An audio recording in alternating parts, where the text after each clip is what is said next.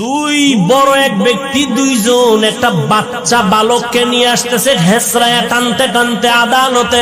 ওমর বলে, এই বাচ্চাটা বালকটাকে কেন নিয়ে আসছো? দুই ব্যক্তি বলে, আমরা বিচারের দাবি নিয়ে আসছি। কি বিচার? বলে, এই বালক আমার আব্বাকে মেরে ফেলেছে। ওমর ডাক দিয়া কয়, রে বালক, এই দুই মানুষ ভাই, ওর বাবারে মারছো কিনা? বলে, হ্যাঁ মেরেছি, তবে আমি ইচ্ছা করে মারি নাই। আমি রাখাল, আমার পালিত উটের উপরে এসে একটা পাথর নিক্ষেপ করেছিল, যে কোনো কারণে আমার উট মরে মরে যাবে অবস্থা, আমি রাগ করে পাথরটা উল্টা আবার মারছি, তার মাথায় গিয়া লাগছে, সে মারা গেছে।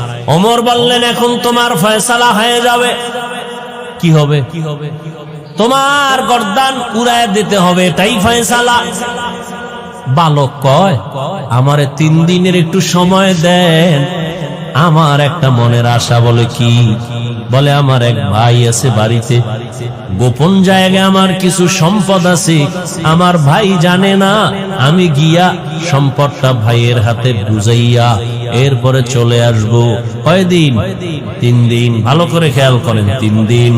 ওমর বলে, তুমি যে বাড়ি গিয়ে আবার ফেরত আসবা, তার গ্যারান্টি কি? একজনারে যদি জিম্মাদারি বানায় দেও, তোমারে সাইরা দেব। যদি তুমি সময় মতো না আসো, তোমার জিম্মাদার যে হবে তার কল্লা ফালাবো, এটাই হবে বিচার। এবার বালক ডাক দিয়া কয়, আমার ভাই কাছে আমানতটা দিয়ে আসবো। একজন জিম্মাদার কে আছে এই আদালতে? কেউ দাঁড়ায় না, কেউ রাজি হয় না। শেষ পর্যন্ত নিরুপায় বালক, এবার তাকে ফাঁসির মঞ্চে নিয়ে যাবে।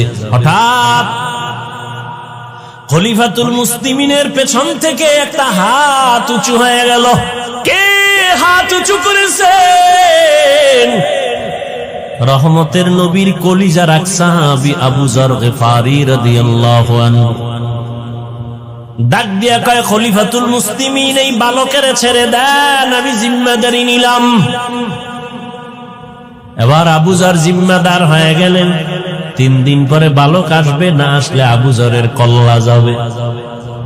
একদিন চলে গেল, বালকের খবর নাই। দ্বিতীয় দিন চলে গেল, বালকের খবর নাই। তৃতীয় দিন চলে যাবে ভাব, বিকাল বেলা সূর্য গড়াইয়া পশ্চিম অস্ত যায়, তখন আবু যরকে বলা হলো, আর ওই বালক আসবে না, তুমি ফাঁসির মঞ্চে যাওয়ার জন্য প্রস্তুতি নাও। আবু যর রেডি হয়ে গেলেন।